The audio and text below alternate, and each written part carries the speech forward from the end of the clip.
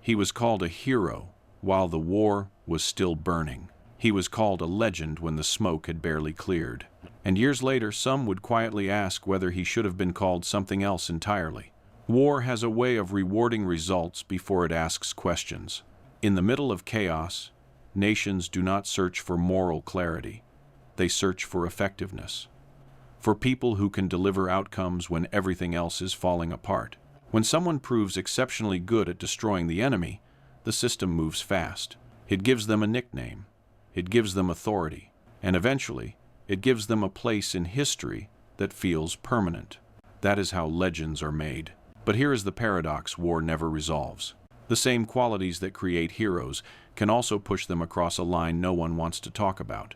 Precision becomes obsession. Discipline turns into detachment. And success begins to silence doubt, both in the people watching and in the person pulling the trigger. There is a moment in this story when nothing looks dramatic. No cheering crowds, no headlines, no medals. Just a decision made in seconds, high above the ground, with no one to consult and no time to hesitate. At the time, it was written off as survival, as necessity, as part of the job. Later, it would be described very differently. This is where the line appears, not between victory and defeat, but between how a person is remembered. On one side, a hero whose skill helped shape the outcome of a campaign. On the other, a figure whose actions still make historians uneasy, unsure whether admiration and discomfort can exist at the same time. History hates simple answers, and this story refuses to offer one, because the man at the center of it did everything his training demanded. He mastered his aircraft.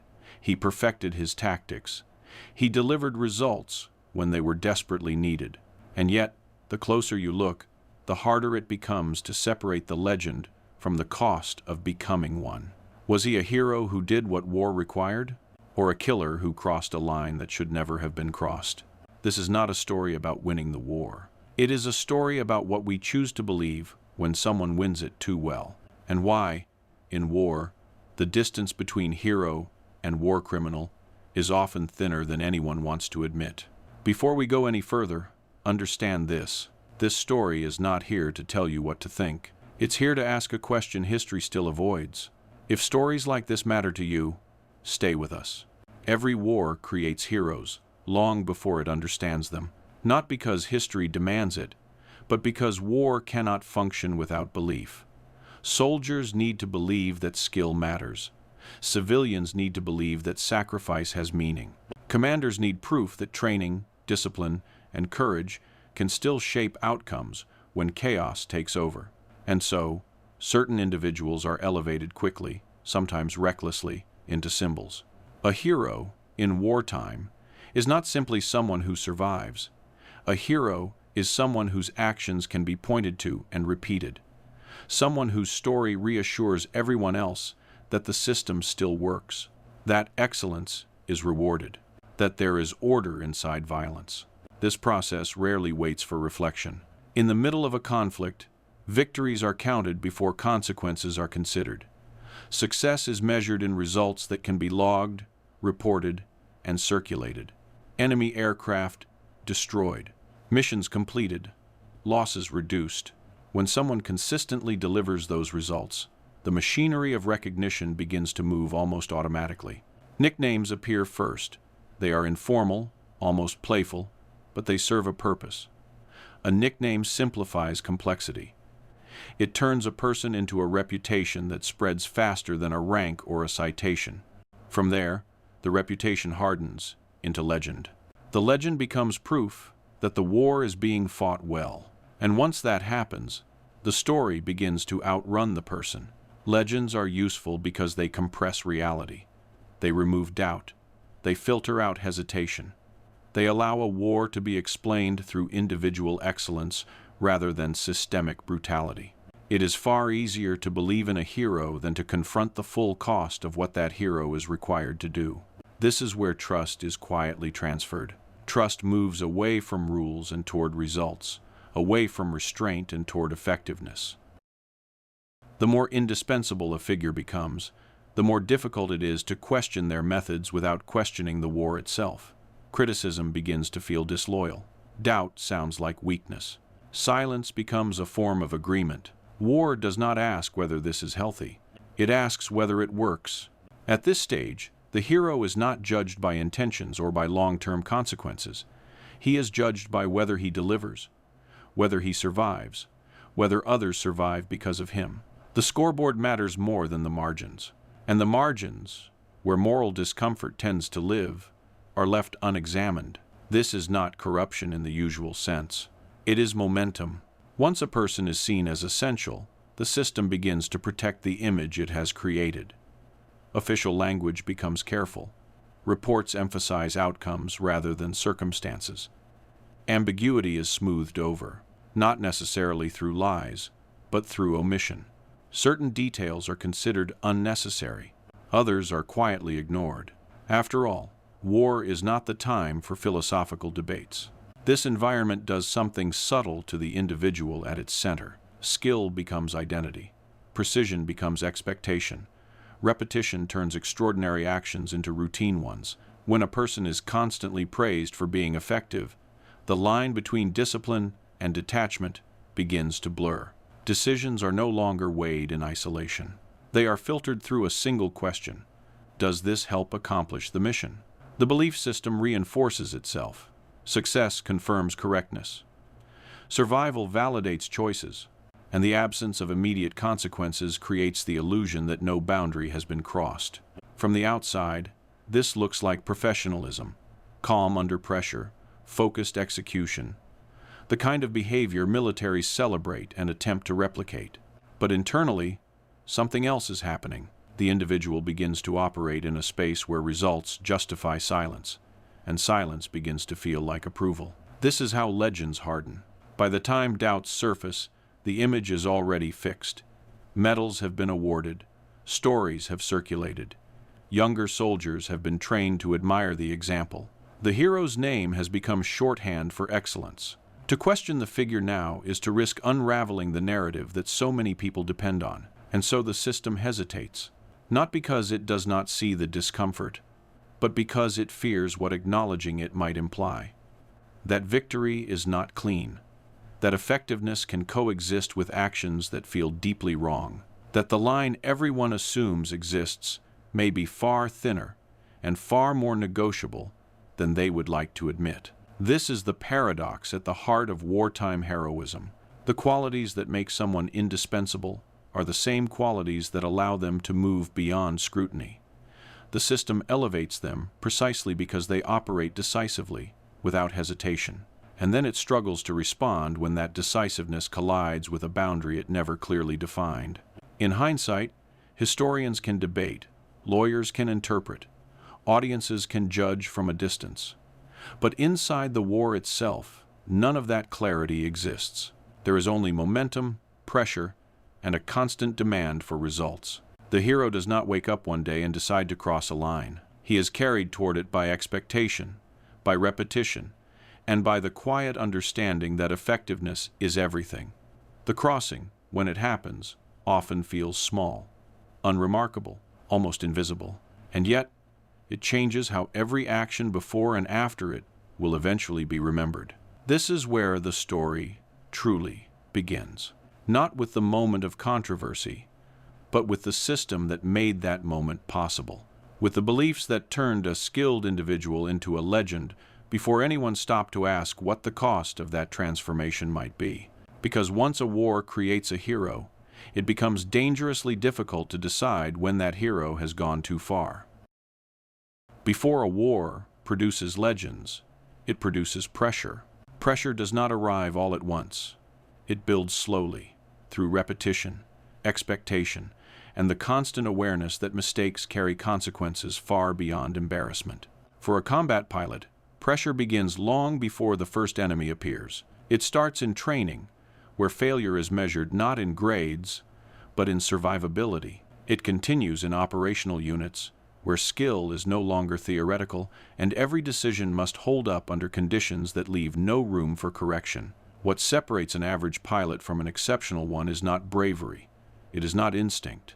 It is the ability to remain methodical when everything else encourages haste. In wartime air combat, Chaos is the default state. Speeds are high. Visibility is imperfect. Information arrives late or incomplete. Targets move unpredictably. Under these conditions, most people simplify. They react. They chase what feels immediate.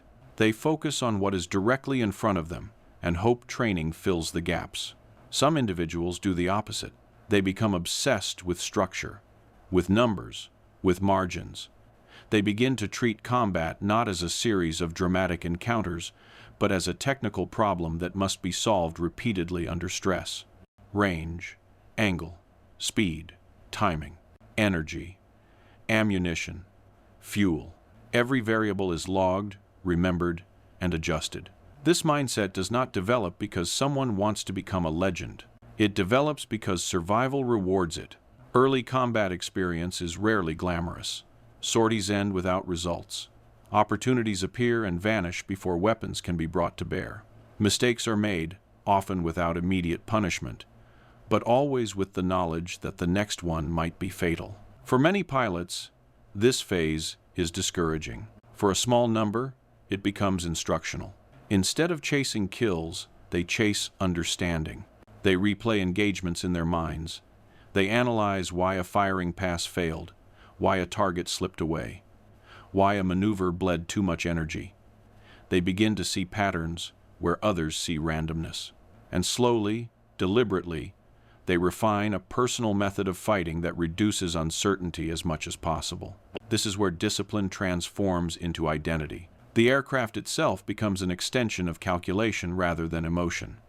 Its limitations are accepted, not resented. Its strengths are exploited ruthlessly. If it cannot turn tightly, it will not turn. If it dives well, the fight will be shaped around that fact. If it carries heavy firepower, shots will be few, precise, and decisive. This approach requires restraint, something war rarely encourages. Restraint means abandoning targets that feel within reach, but are tactically unsound. It means resisting the urge to pursue when pursuit invites vulnerability. It means disengaging when pride suggests pressing the advantage. Each of these choices runs counter to the romantic image of air combat, but they align perfectly with long-term survival and effectiveness. Over time, results begin to follow, not in spectacular bursts, but in steady accumulation. Engagements end cleanly. Ammunition is conserved. Fuel margins remain intact.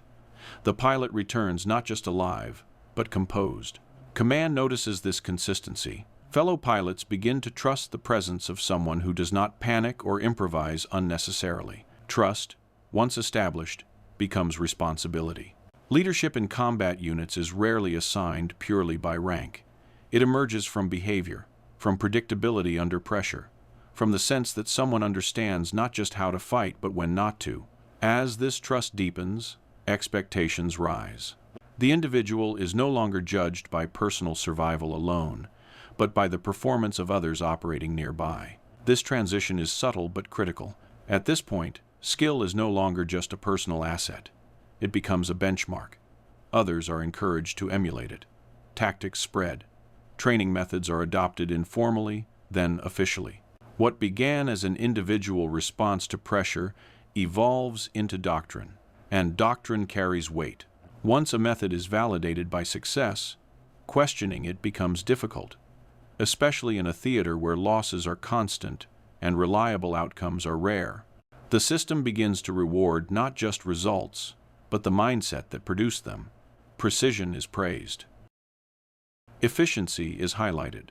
Aggression, when controlled, is celebrated. But pressure does not disappear as success accumulates. It intensifies. As kill counts rise and reputations solidify, the margin for error shrinks.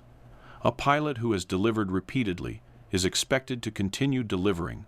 There is less tolerance for hesitation and less patience for caution that looks like missed opportunity. The same discipline that once served survival now serves expectation. This is where the internal balance begins to shift. Decisions are still calculated, but the context has changed. The question is no longer simply how to survive the engagement. It becomes how to meet the standard that has been set.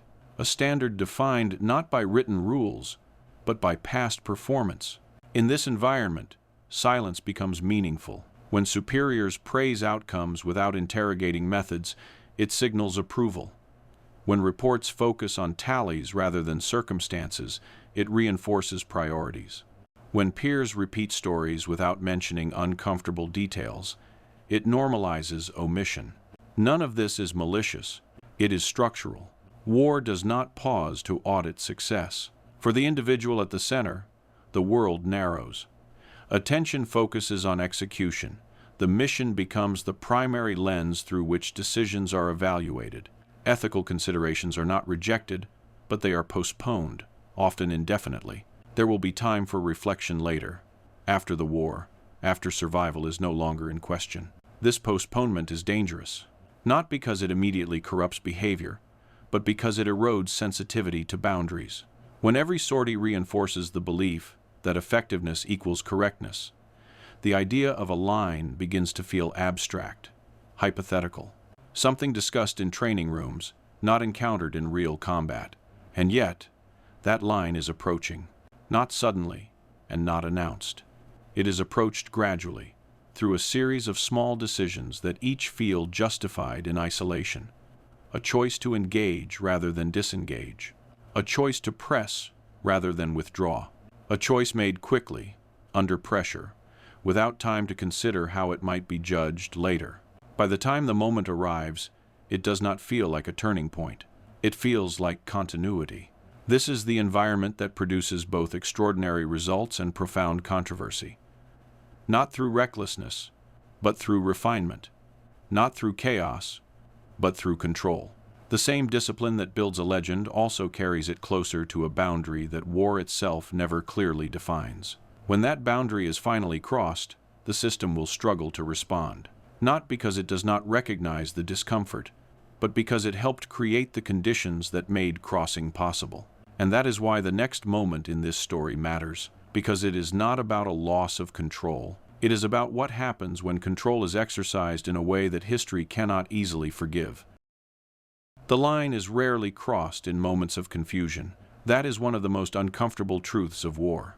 We like to imagine moral failure as something born from panic, from fear, from chaos, overwhelming judgment. But more often, the moments that trouble history the most occur when control is fully intact. When training works, when reflexes respond exactly as they were conditioned to. This moment did not happen in desperation. It happened after mastery had already been achieved.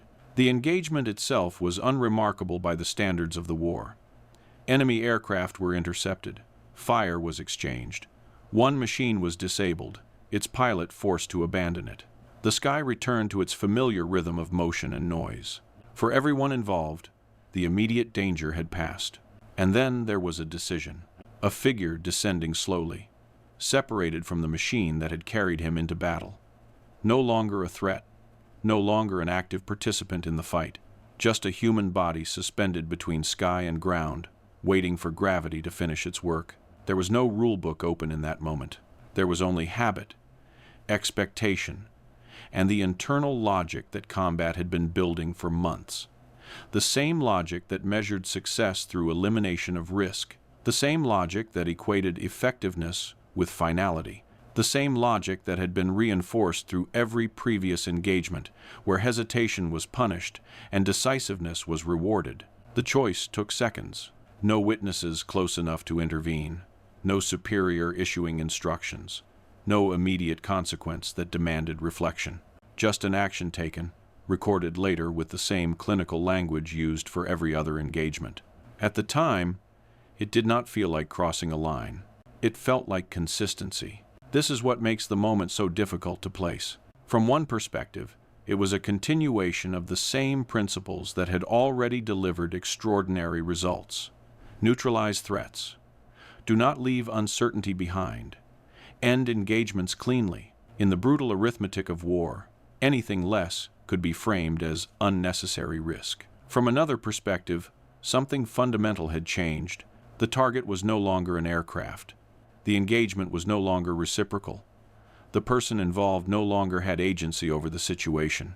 The dynamic that had governed every previous encounter was gone, replaced by asymmetry. This asymmetry is where discomfort enters, not because the act was uniquely violent in a violent war, but because it exposed the absence of a clear boundary.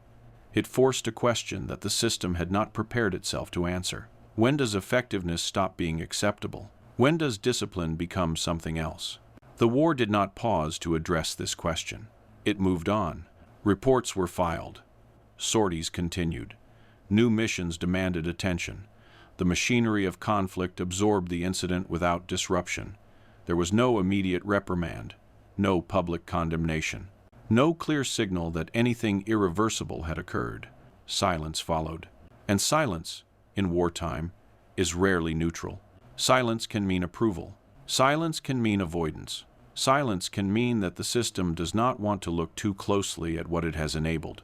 Among enemy pilots, the incident spread quickly. Stripped of nuance and context, a name began to circulate, not as a compliment, but as a warning. A reputation hardened, shaped by fear rather than admiration. What had once been a symbol of skill now carried an additional weight. Among allies, the response was more complicated. Some dismissed the act as an inevitable byproduct of total war. Others felt unease but lacked the language or the authority to articulate it. To question the decision openly would be to question the standards that had elevated the individual in the first place. It would force a confrontation with the uncomfortable possibility that success had been purchased at a cost few wanted to examine. And so, the line remained unspoken. This is where history becomes unstable. Years later, removed from the pressure of survival, the incident would be revisited with a different set of tools. Legal frameworks, ethical conventions, retrospective judgment. But in the moment, none of that existed. There was only a system that had trained someone to act decisively and then hesitated to ask what decisiveness had become. This hesitation matters because it reveals how easily responsibility can dissolve in environments where outcomes dominate evaluation. When actions are judged primarily by their contribution to victory, anything that does not visibly undermine that goal is quietly absorbed. The absence of immediate punishment becomes validation, even if no one explicitly says so. For the individual involved, the moment did not mark a clear turning point. There was no dramatic internal reckoning, no visible shift in behavior. The war continued to demand the same focus, the same precision, the same suppression of doubt. Reflection, if it existed at all, was deferred. There would be time later, after the war, after survival. But history does not forget deferred moments. This single decision would eventually become inseparable from every achievement surrounding it. It would sit uncomfortably beside records and medals, refusing to fade. Not because it erased what came before, but because it complicated it beyond repair. Was it an act of cruelty, or an extension of a system that rewarded finality above all else? That question remains unresolved, not because evidence is lacking, but because answering it requires confronting how thin the line truly was, and how easily it was crossed without anyone stopping the war to say so. This was the first time the legend fractured, not publicly, not immediately, but permanently. After the line was crossed, nothing visibly changed.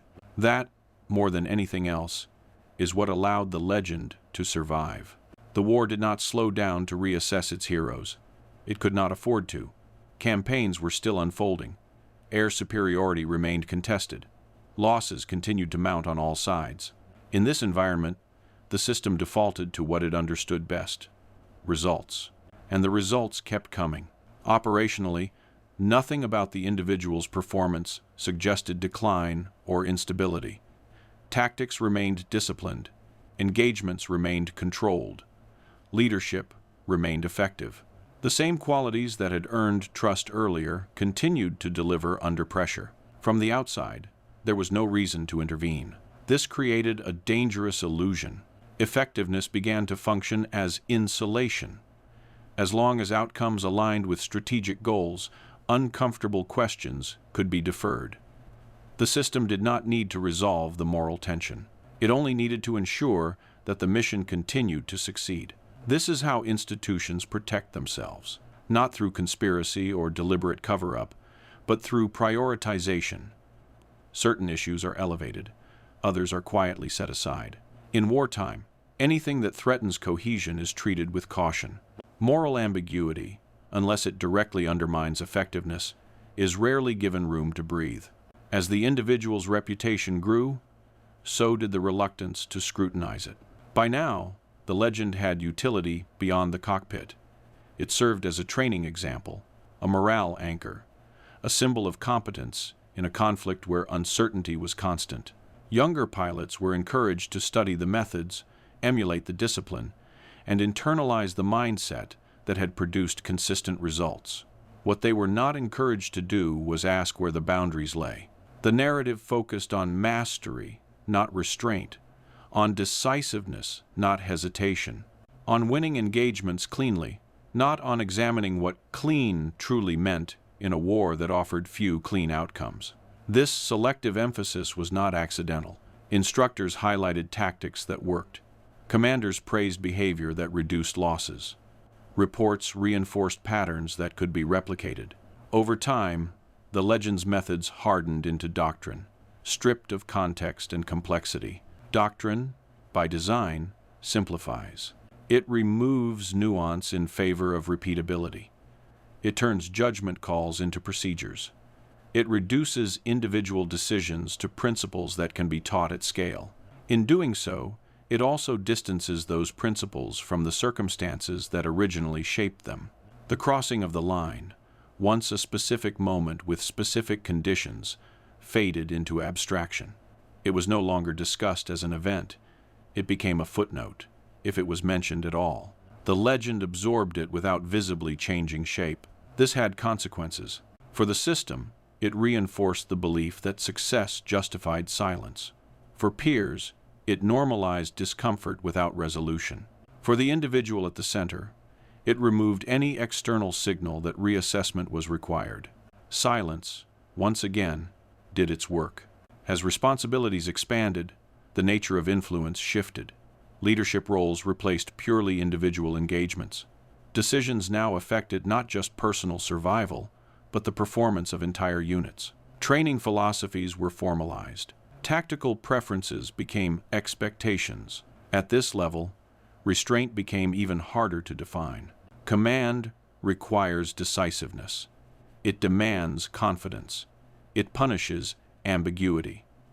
Leaders are expected to project certainty, especially in environments where doubt spreads quickly. Admitting uncertainty about past decisions risks undermining authority in the present, and so, the past remains unexamined. From a distance, this phase looks like unbroken success.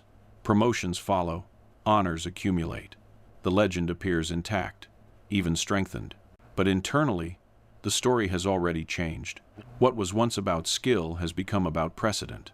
Every success reinforces the system's choice not to intervene. Every effective operation becomes retroactive justification. The absence of failure is interpreted as confirmation that no correction is necessary. This is not moral blindness. It is institutional momentum. Momentum resists reversal. It favors continuity. It rewards those who fit smoothly into its direction and marginalizes those who complicate it. By the time concerns rise to the surface, they often arrive stripped of urgency, framed as historical curiosities rather than present risks. In the background, however, pressure continues to build, not from the enemy, but from within the structure itself. As theaters shift and priorities change, units once critical to survival find themselves reassigned to roles that feel peripheral. Missions lose their sense of strategic weight. The contrast between past intensity and present routine becomes difficult to ignore. For leaders who built their identity on effectiveness, this transition is deeply unsettling.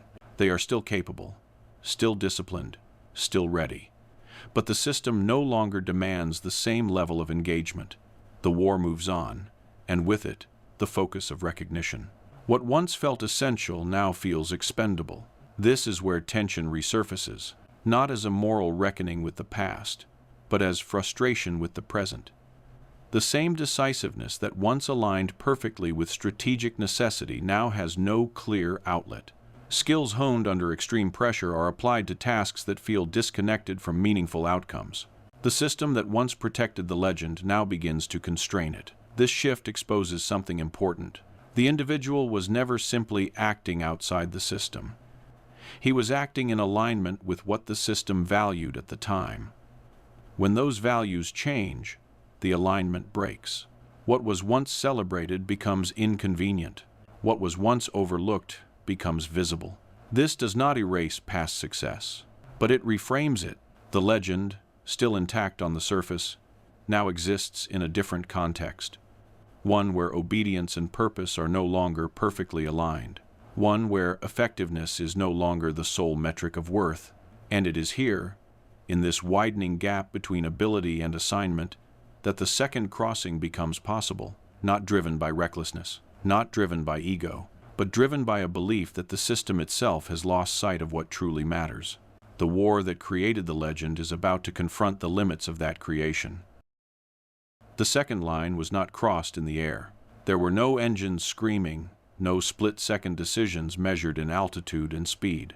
There was no enemy in sight, no immediate threat demanding reflex over reflection. This time, the conflict unfolded on the ground. By this stage of the war, the strategic picture had changed. The front lines had moved. The outcome was no longer in doubt. What remained was momentum, logistics, and the careful management of resources as victory approached. For many units, especially those stationed away from the primary axis of advance, the intensity that once defined their mission had been replaced by routine. For some, this was a relief. For others, it felt like exile. The units involved were still capable, still trained, still ready, but their assignments no longer carried the same weight. Missions were flown that seemed to accomplish little beyond maintaining presence. Targets were struck that posed no meaningful threat. Effort and risk continued, but without the sense that they were shaping the war's decisive moments. For leaders who had built their identity on effectiveness, this disconnect was corrosive. They understood the difference between necessary restraint and strategic neglect. They had seen what decisive engagement looked like when it mattered, and now they saw resources and skill being expended on tasks that felt disconnected from any meaningful objective. This is where belief becomes dangerous. Belief that one understands the war better than the structure commanding it. Belief that past effectiveness grants moral authority in the present. Belief that loyalty to the mission can justify defiance of the system directing it. The individuals involved did not see themselves as rebels. They saw themselves as professionals being misused. From their perspective, the issue was not discipline, but relevance, not obedience, but purpose. They believed that continuing to follow orders unquestioningly would betray the very principles they had been trained to uphold: efficiency, responsibility, and the intelligent application of force. This belief hardened into action. Instead of protest through channels designed to absorb dissent quietly, a more dramatic step was taken: a collective refusal, a formal challenge to the structure itself. Resignations were submitted, not as an attempt to abandon the war, but as a signal that something fundamental had broken. It was an extraordinary move. In any military, obedience is not simply expected, it is foundational. The entire structure depends on it, especially in wartime. To challenge that principle openly is to risk not only personal consequence, but the integrity of the command system. And this time, silence was impossible. The response was swift, not because the act threatened immediate operational effectiveness, but because it threatened precedent. If decorated, respected leaders could openly refuse assignments based on personal judgment, the entire hierarchy was at risk. An investigation followed, not to determine whether the grievances were understandable, not to assess whether the missions in question were strategically sound, but to answer a simpler, more dangerous question: had a line been crossed that the system could not afford to normalize? For the individuals involved, especially those with established reputations, the calculation was grim. Their past achievements offered no immunity here. In fact, they amplified the stakes. A protest led by unknown officers could be dismissed. A protest involving celebrated figures could not. The same reputation that once shielded them now intensified scrutiny. This is where the paradox deepened. The system that had once elevated decisive individuals now confronted the consequences of that elevation. It had rewarded initiative, autonomy, and effectiveness. Now it faced individuals who believed those same qualities justified resistance. From the system's perspective, intent was irrelevant. What mattered was control. War cannot tolerate competing centers of authority, even when those centers are motivated by loyalty rather than ambition. The danger was not that the protest would succeed, but that it would be remembered. History, once again, hovered uncomfortably close. Public debate followed, cautious and fragmented. Some viewed the act as principled dissent, an attempt to force strategic clarity. Others saw it as reckless insubordination at a moment when unity still mattered. The ambiguity that had surrounded the first crossing returned, but on a larger scale. This time, there was no way to frame the event as a split-second decision under fire. It was deliberate, it was collective, and it challenged the core assumption that obedience could always be subordinated to conscience. The system responded by drawing its line. Consequences were imposed, not with theatrical severity, but with unmistakable finality. Careers stalled, advancement ceased, influence diminished. The message was clear. Effectiveness would be celebrated, but only within boundaries defined by authority. The legend survived, but it was altered. No longer a purely inspirational figure, the individual now occupied a more uncomfortable space, still admired for skill, still respected for past contributions, but no longer trusted with unchecked authority. The system had reasserted itself. This second crossing changed how the entire story would be told. The first had raised questions about personal restraint in combat. The second raised questions about loyalty, obedience, and the limits of individual judgment within a collective war effort. Together, they formed a pattern that resisted simple classification. Hero, rebel, professional, problem. None of these labels fully fit, and that, perhaps, was the most unsettling outcome of all. The war that had once demanded unquestioning decisiveness now demanded compliance. The individual who had thrived under pressure now faced a different kind of test, one with no tactical solution. The legend had not been destroyed, but it had been confined. And in that confinement, history found itself unable to decide whether it was witnessing principled resistance or a final step across a line that should never have been approached. When the war finally ended, the noise faded faster than the questions. Uniforms were folded away, airfields emptied, reports were archived. The urgency that had once justified every decision disappeared almost overnight, replaced by distance and hindsight. This is when stories change. In peacetime, victory is no longer enough. What mattered during the war was effectiveness. What matters after the war is meaning. Actions, once evaluated only by outcome, are revisited through a different lens.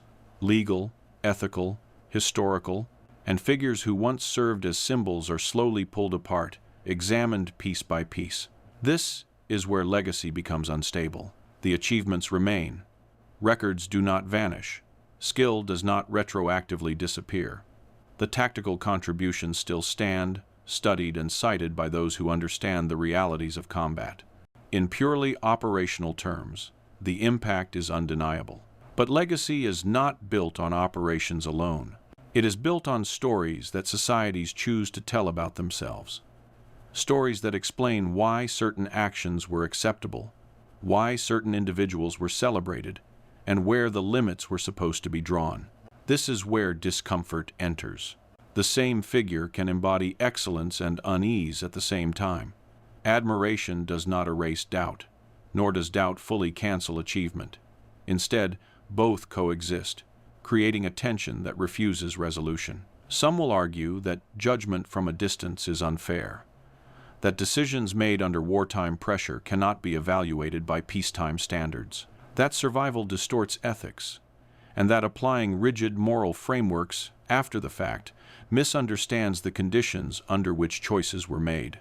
Others will argue the opposite, that lines exist precisely because pressure makes them necessary, that without boundaries, effectiveness becomes indistinguishable from brutality. That excusing actions because they produced results risks turning success into permission. History listens to both arguments. It records them side by side without reconciling them. And in doing so, it resists the temptation to simplify. The figure at the center of this story is not reduced to a cautionary tale, nor preserved as a flawless icon. Instead, he remains unresolved.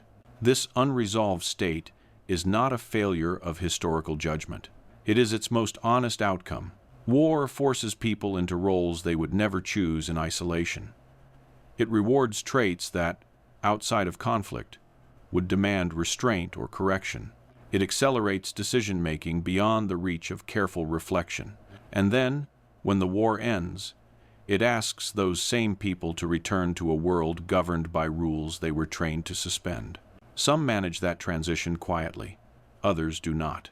The discomfort surrounding this legacy does not stem from uncertainty about what happened.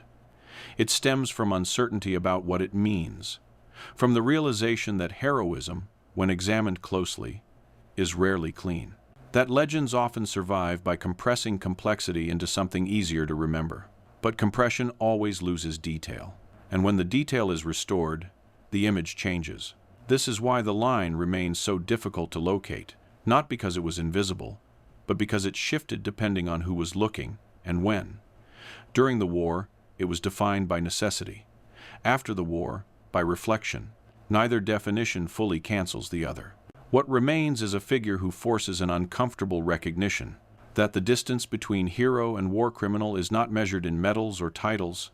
It is measured in moments, moments where systems hesitate, moments where silence replaces scrutiny, moments where effectiveness is allowed to speak louder than restraint. The war did not create a monster. It created a professional operating at the outer edge of what it demanded. And when that edge was crossed, the war was not prepared to explain where the boundary had been. History inherited that task. It has been debating it ever since, not to condemn, not to absolve, but to remind us that war does not just test weapons and strategies. It tests the stories we tell ourselves about who we are willing to call heroes. There is a reason stories like this refuse to settle. They sit at the edge of what we are comfortable admitting about war. They remind us that conflict does not simply reveal heroes and villains. It reveals systems, pressures, incentives, and silences that shape behavior long before judgment ever arrives. The man at the center of this story did not set out to become a controversy. He did not wake up intending to test the boundaries of morality or authority. He did what he was trained to do, what he was rewarded for doing, and what the moment demanded of him as the war understood it at the time. And yet, history demands something different.